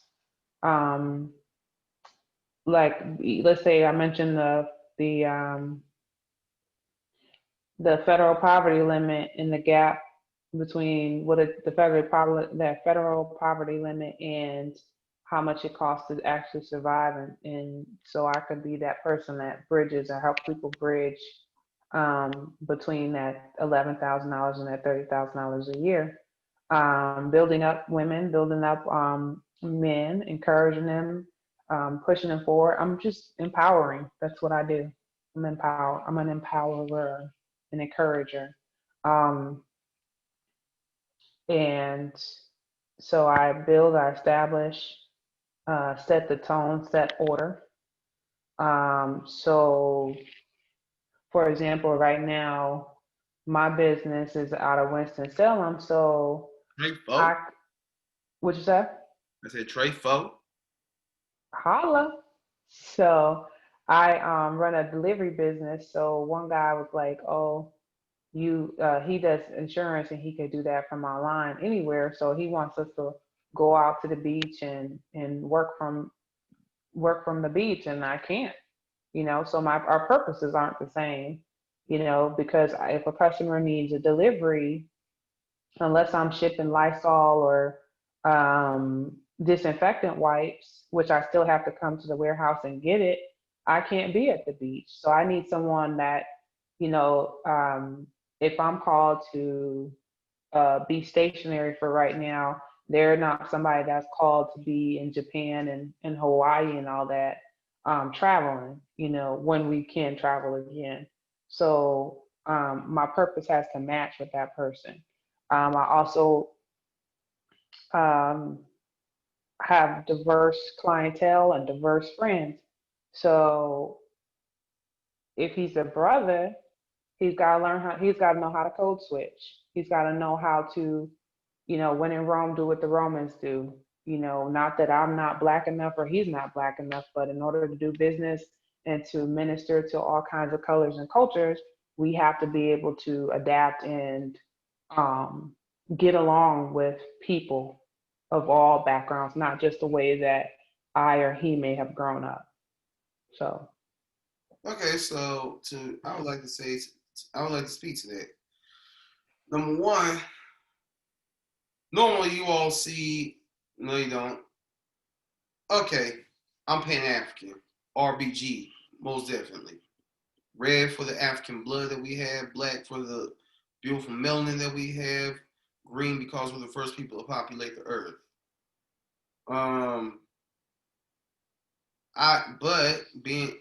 Being as Afrocentric as I am able to matriculate in non-African spaces. Like I'm about to put up a play November 6th on Zoom and YouTube at 8 p.m. called Aprenda Espanol. That's right. I'm a black dude who wrote a play called Aprenda Espanol. Predominantly Hispanic cast. Lots of Spanish. Wow, that's what's up. I wrote it. I'm directing it. So you got that. Number two, before COVID broke out, I was supposed to be in a production. I was supposed to play Borachio in the Goodly Frame Theater production of Much Ado About Nothing. I was the Shakespeare, but you don't like Shakespeare. Huh? Shakespeare, but you don't like Shakespeare. I hate Shakespeare, but I still do Shakespeare to grow my skills. Okay, okay. But like I was saying, I was in that. I was the only person in the cast who wasn't white. I was the chocolate drop. I was a chocolate drop in the milk. So you know what I'm talking about then. So exactly what you're talking about. You would need somebody in your purpose that's like, don't be, who are these white people up in here? What you doing? What is this deep down stuff? What y'all see in King James? If my wife, oh God, I said wife. I'm not getting married. Remember, I'm not getting married. What you have what you say. Don't speak that in the atmosphere now. Whatever. If my lady. Whatever. Quacker, monsieur. You are really being a Virgo right now. Parlez-vous français? Si? Oui, oui. If my lady wanted to keep it all black all the time, I'll be cool with it. So you get it. So you understand I'm not trying to be like whitewashed or racist or colorism or anything like that, but that's the world we live in, is international. So yeah. I got friends from Ghana, friends from Kenya, friends from Jamaica, Puerto Rico, hablo español un poquito. So sí, señor. Okay, so yo entienden, tú entiendes? Sí. Okay. We do live in an international world and stuff. There are a whole amalgamation of cultures around here and stuff, but every single every single ethnic group sticks with their own on important matters, except for us. We want to talk about books. There's a book out, The Miseducation of the Negro by Carter G. Woodson. Been out for a very long time. Very great book. So great that they even named the school in Winston-Salem after him. Here's another great book, Powernomics by Claude Anderson. Claude Anderson also made his mark in Winston-Salem. That's where he was born. His family had an incredible bus line going on until integration happened, and they started going towards the white bus companies. Winston-Salem had a huge black market going on way back in the day. What was the name of his book? Powernomics. Here's another great book, Up from Slavery by Booker T. Washington. That book, right, and those have to do with relationships. No, these books ain't got nothing to do with relationships. These got to do with black empowerment. Mm-hmm. But relationships are a part of black empowerment because we need our queens and y'all need us kings. Mm-hmm. I'm writing it down. I remember Up From Slavery. Yeah, it was so powerful that it inspired Marcus Garvey to start the movement, to start his movement. Oh, we talked about that this morning in Be the Bridge. Mm-hmm. Yeah, like if it wasn't for Up From Slavery, well, actually, this is what happened. Booker T. Washington wrote Up From Slavery. It touched Marcus Garvey and inspired him. Marcus Garvey came here to the United States from Jamaica to meet with him. Mm-hmm. By the time he got here, Booker T. Washington had died. And Mm. and what Marcus Garvey did, well, heck, the rest is history. But could he have done what he did without the support of Amy Garvey? Mm. Good question. We talked about that earlier, right? How love empowers. Yes. Could Mm. Farrakhan be the powerful voice of black people that he is without Khadijah Farrakhan? Say that. Yeah, Martin couldn't have done it without Coretta. Malcolm Say that. Malcolm couldn't have done it without Betty. Say that. Barack couldn't do it without Michelle. I don't like Barack, but that's a whole nother. Yeah, well, but that's yeah.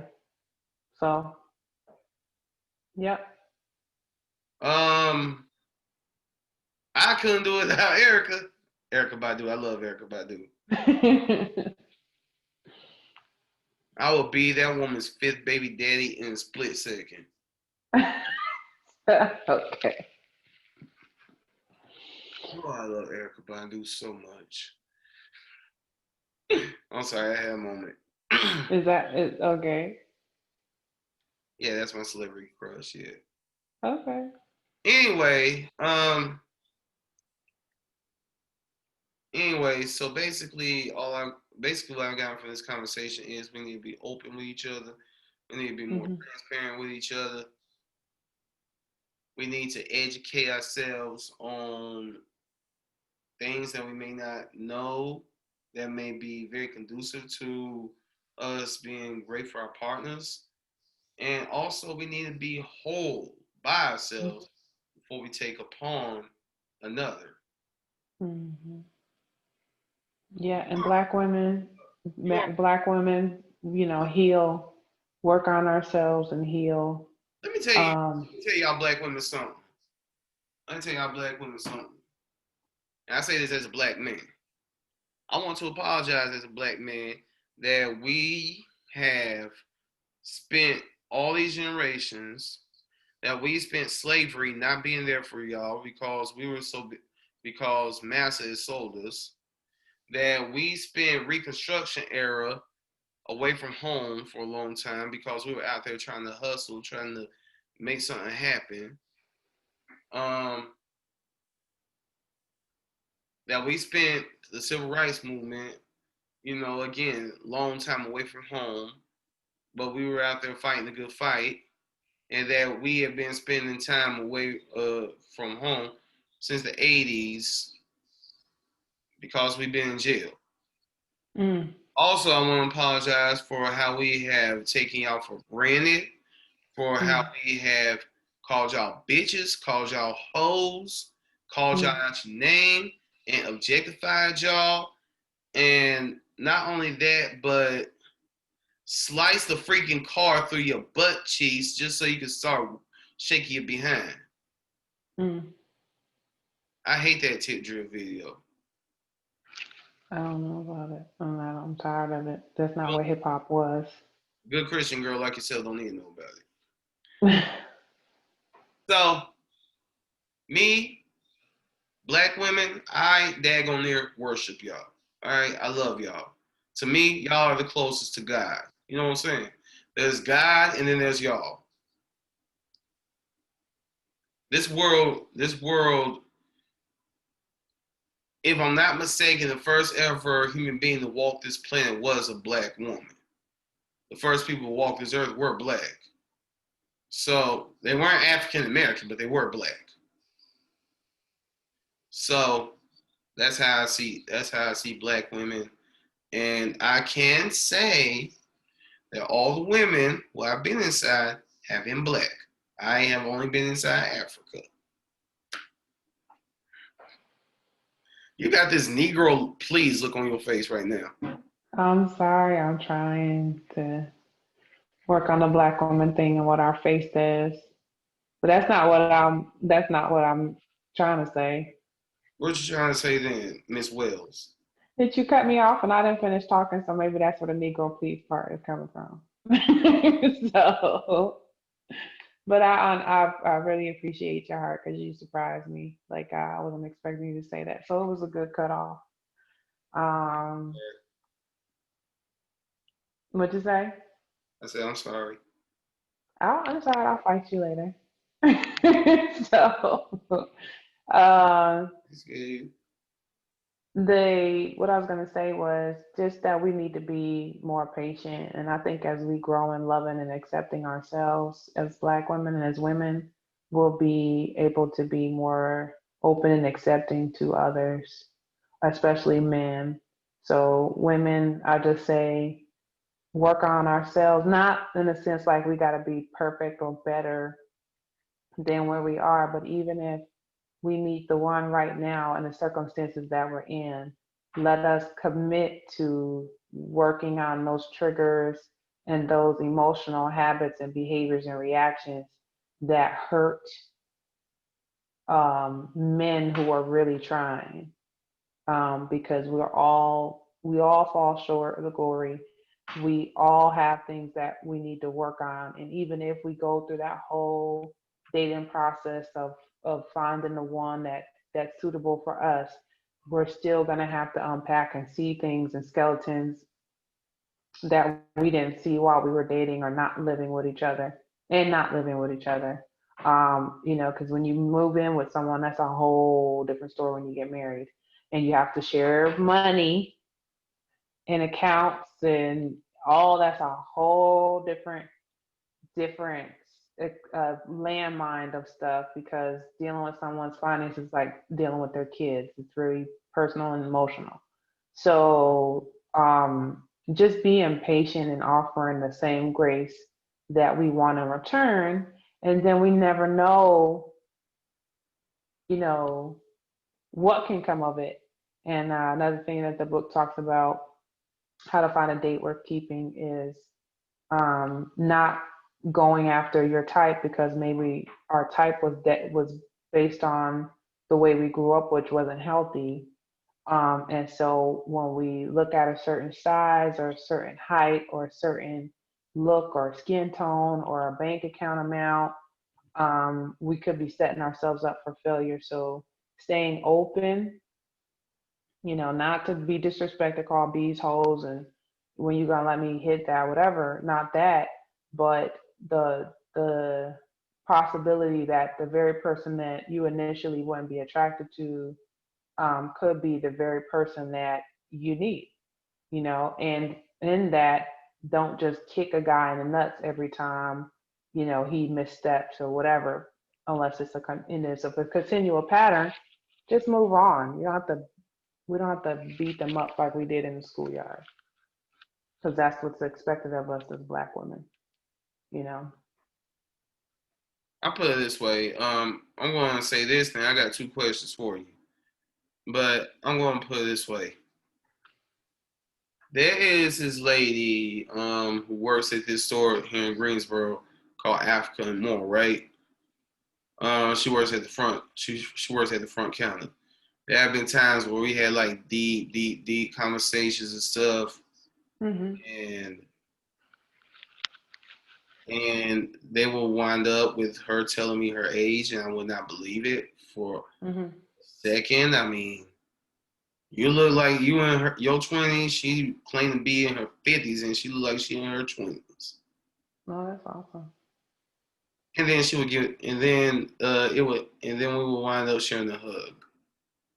Every Mm-hmm. time I share a hug with a Black woman, I just feel this overwhelming sense of love. Mm. You know what I'm saying? Like, I don't care how old you are. Even when this little girl, let me choose my words very carefully. I work in the childcare industry. Okay, I mean I work with Mm. kids, Yeah. and I was previously a teacher of a preschool class filled with refugee kids from Africa. There was one Mhm. little girl in my class. She's nonverbal, right? She wanted to be held all of the time by people. Mm. Even me, like 3 minutes after meeting me for the first time, like she was like tugging on my pants. I'm like, what do you want? And she would reach up, right? Mhm. And like when I would hold her, she would give me like the tightest hugs. I'm like, dang, I'm feeling loved by this little 3-year-old from age Oh, 3 to daggone age 60. When a black woman is hugging me, it just brings joy to my spirit. My that's little amazing. 12-year-old cousin, when I'm hugging her, I'm always picking her up because that's what I used to do when she was a bait when she was little. But anyway, um, so yeah, I love it when I am in y'all's arms. But 2 questions. Okay. So I should dismiss this whole notion that in order that my lack of a vehicle ownership, newsflash, everybody, ADQ doesn't have a car. Um, my, my lack of vehicle ownership, pretty much the things that I'm very insecure about. If I'm going after someone who's worth having and stuff, none of that should even play a factor, correct?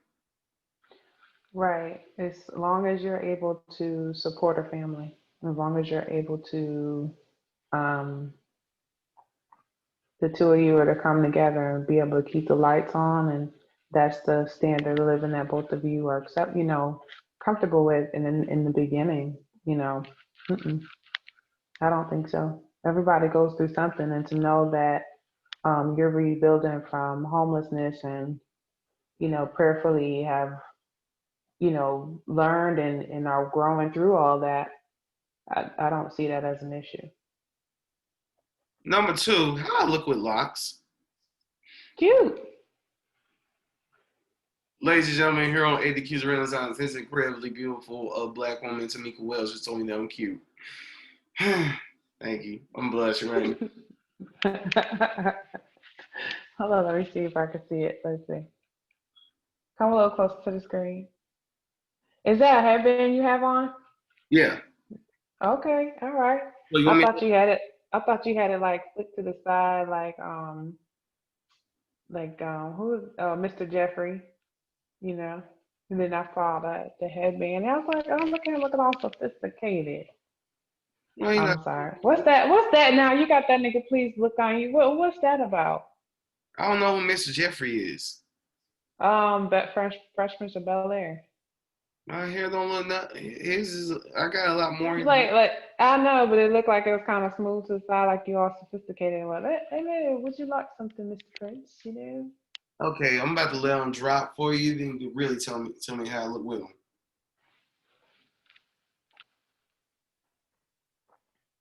All right, Lane, come on, a little closer. That's not gray hair, I see, right? Is that wisdom up here? I think this might be dangerous. Yeah, you look fine. You She look says fine. I'm fine. She says I'm cute. Yep. Yep. I'll put you on the billboard. We're gonna market you off. Well, you do that and make sure to put Aprenda Espanol November 6th, 8 p.m. on Zoom and YouTube and Facebook Live. Aprenda Espanol, written directed by your boy. So Tamika, as we start to wrap it up here, which that's something we all should do. If you know, if our experiences and our nights with people that we are interested in goes up a couple levels, they be safe. Um, but as we start to wrap it up here, how how can people get in contact for your grocery delivery, to get some great advice on dating, to know about these books, to tell you how beautiful you are, to tell you to hypnotize you so you quit thinking that you're 40, um, to get some coaching from you, because you definitely seem like the big sister type that some girls go to talk to. So how can people? Yeah.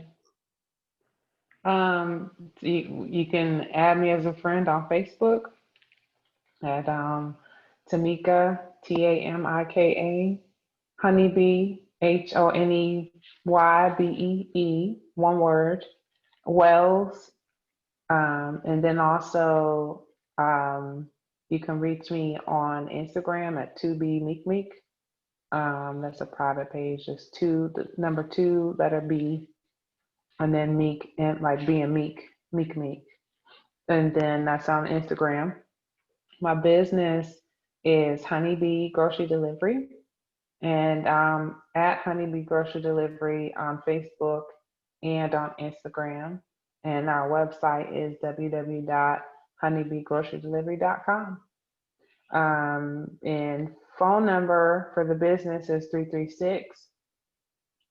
336-283-3133, 336-283-3133. So if you need Lysol wipes, Clorox wipes, Lysol spray, and plenty of other things that are hard to find in the grocery store, or you want your groceries shopped and delivered to your door, that's the information to reach me and reach us at 336-283-3133 and at Honeybee Grocery Delivery on Facebook and Instagram. Okay, and if you want to contact me by any chance, my email is adq4christ@gmail.com. My Instagram is DionChocolateGuide85. My Twitter handle is Avenue ADQ _ 85. And my Facebook name, I mean, you see my name. If you don't see it, then wow, one good one right upside the head. But since I'm going audio with this, I'll just go ahead and spell it. Adrian Dion Quarles, ADrianQuarles. Please don't call the CIA on me. Tamika. Sir. I just want to say thank you for your time. Thank you for your gifts. Thank you for your love. Thank you for your caring for all all of your people and stuff. You, ma'am, are definitely a loved, desired, necessary, and needed member of the Renaissance. Your people are better because of you. Oh, thank you so much. Thank you so much. And thank you for giving, even though sometimes you feel like it's not given back to you. And I admire the community that you've built of friends and support and the artist community. Keep doing what you're doing, keep getting the message out there. I wrote down the dates for your plays, and I look forward to being able to support you and your endeavors in the future. Thank you. Next time, put a little expression on your face when you say that. I was trying to remember stuff because my brain don't be like I got it written down right here. What you want me to like? Ah, ah. Yeah, I'll be 40 in 5 years. You're scaring me right now. What the memory thing that comes from being a single mom, child. Listen, wait till you have kids. Half your brain gonna be gone with it. That's why I don't remember. I don't memorize my spoken word poetry because it's just. I mean, people do it, but it's just not. I will maybe now that he's grown, but when he was like 8 years old, I was happy if I remembered to bring his lunch. You feel me? It's different. It's different. I was just freestyle myself when I had kids. I'll be like, yo, Shell Town is in the building. I know that y'all filming. Man, if you don't sit down, I'm going to throw you into the mirror. That didn't rhyme. Okay. But so now should we call do they call it DSS down here? Call social services. I don't He's have any rhyming. kids, so no. He's rhyming and threatening the kids. I just looked at the wall when I said that. Okay, ADQ, we hear ya. Let's straight near ya. Yo, my son don't shut up. We're gonna throw him into the mirror. And this is supposed to be so that you yeah. Uh-huh. Joking, ladies. I'm not ladies. I grew up in an abusive household. I know what Mm. it's like to be abused. I would not put no kid through that. That would be option X. Option X. That's good to know. That's very good to know. You know, Yeah. yeah. I would not. I grew. It's funny because when I joke sometimes when I say stuff, I'm like, "Ooh, that's violent," but that's just the way we grew up, right?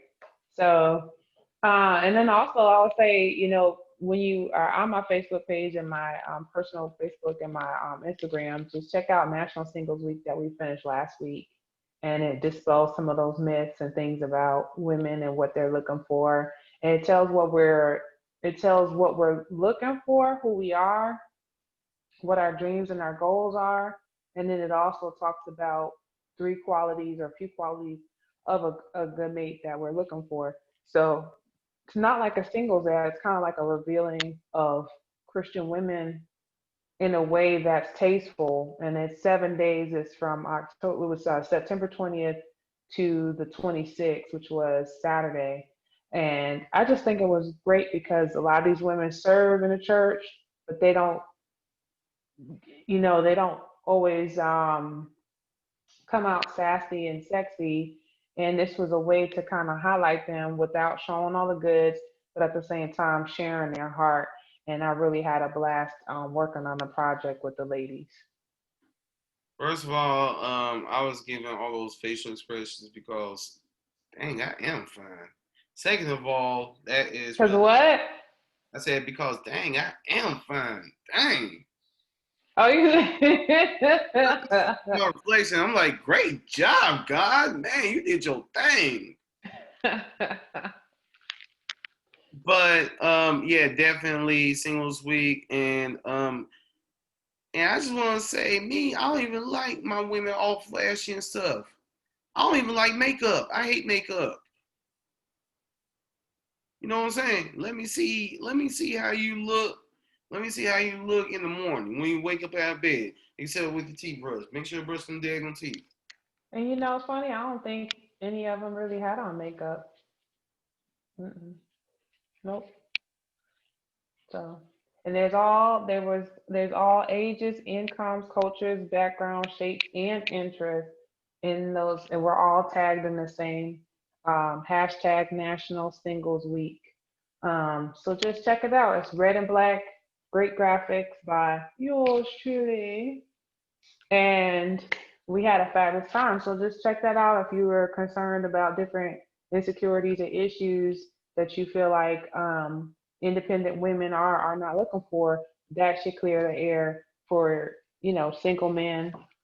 Maybe the one friend wasn't a match, but maybe there's someone else out there. And if your single friends are looking, check out National Singles Week, hashtag National Singles Week.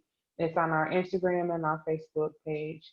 Because, like, we want to build, we want to see that renaissance of Black love.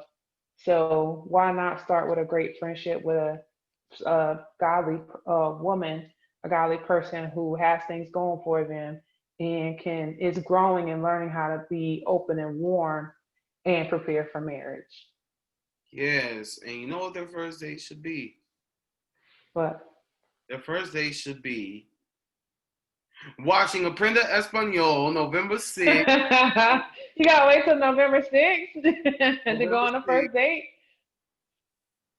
I mean, they do whatever they want to. They do whatever they want to up until then. But yeah, Aprenda So Español, November 6th, 8 p.m. 8 on p.m. Zoom, Facebook, Zoom. and YouTube.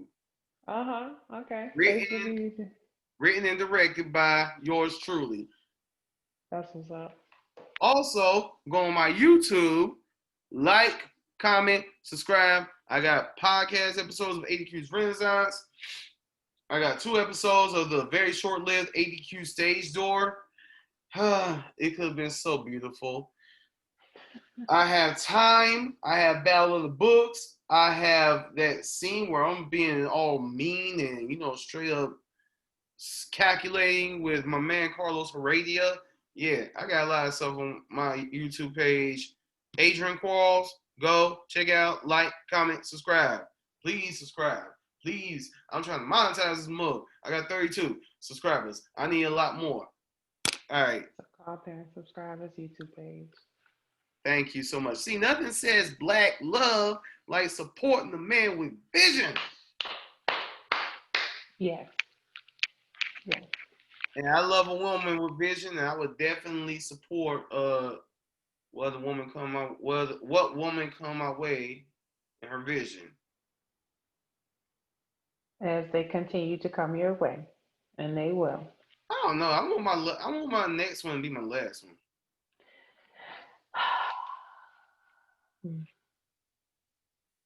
I'm sick of being a hoe. A hoe? Yeah, I'm a hoe. You said you're not that sexually active. Not anymore. Yeah, so there you go. Stop Well, calling yourself names. Stop calling yourself names. Negative self-talk is just not perpetuating anything positive in your life. I'm an African king. I'm also Holla. You also what? a thought.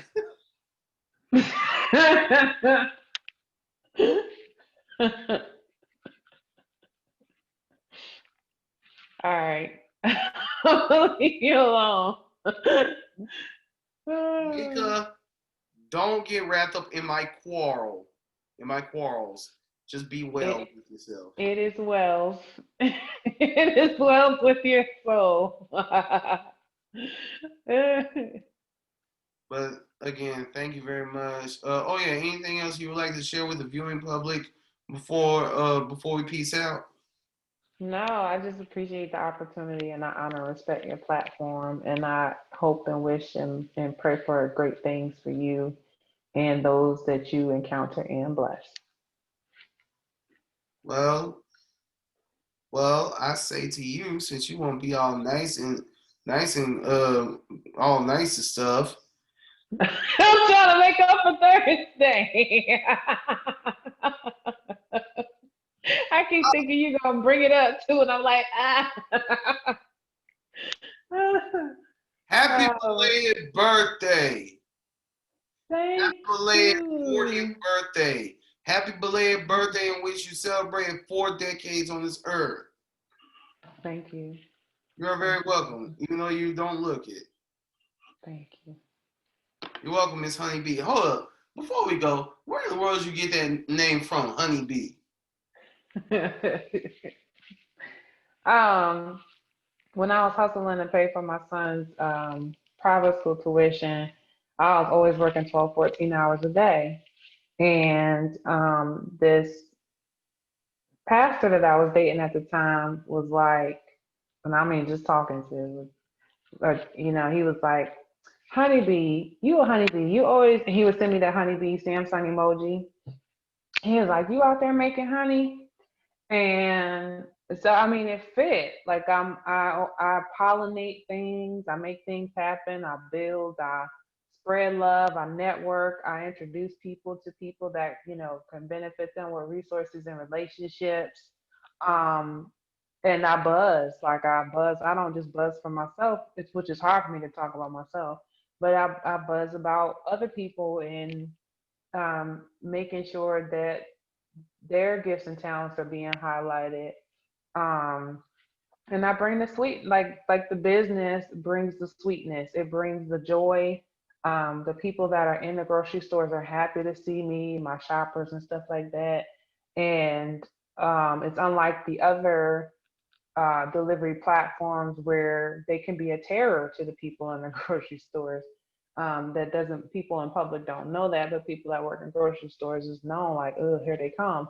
And so we bring light, we bring love, we bring joy. So we keep it sweet, We're sweetness, a sweetener to the communities. And that's why it's Honeybee Grocery Delivery. Gotcha. Well, thank you again for your time, Tiff. Dang, my bad. Tamika. I'm glad we ain't going together, or else Oh, you've been so fired. Thank you, Tamika. I'm sorry, that X was the name. Tiffany was the name of my ex. And I had a young lady, great writer by the name of Tiffany, on my podcast on Thursday. So the name Tiffany's kind of in my mind right now. Okay. Speaking of my podcast, just let you all know, tune in tomorrow night at 8 o'clock.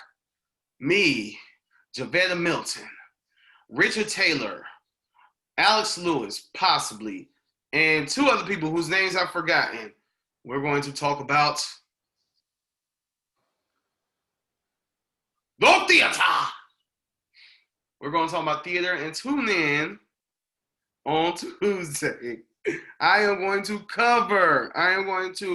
commentate the debate between Orange Hitler and Sleepy Joe. I'm going to be like, who's going to say something racist first?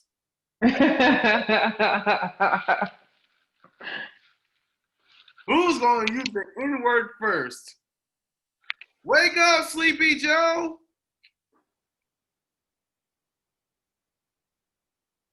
Hey, I'm pretty sure my liberal friends will look at this and be like, that's some you big-headed. Just vote for Joe Biden and shut up. I'm like, no. I'm not voting for Trump either.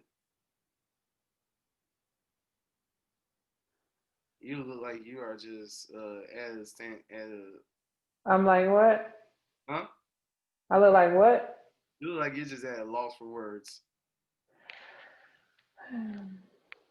Okay, I'm gonna go ahead and wrap. Javetta Milton is a beautiful model, by the way. Javetta Milton is a beautiful everything. She is. We went out one time when Tamika had her show for her movie. We all went out. That's when I got to meet her. I would just like to say real quick. I would just like to throw this out there real quick. We all celebrate Javetta Milton for her accomplishments as an artist and definitely as an actress. She is a great actress. Yo, guess who was in her first show? Pow! This guy right here. Even a wretch like me. 2011, I think. Yeah. I had shorter hair and I was fatter then. Anyway, thank you for your time, Tamika. I greatly appreciate it. I can stand here and be stupid all night long. Okay. Thank you, and thank you all for watching. This is ADQ's Renaissance. Deuces.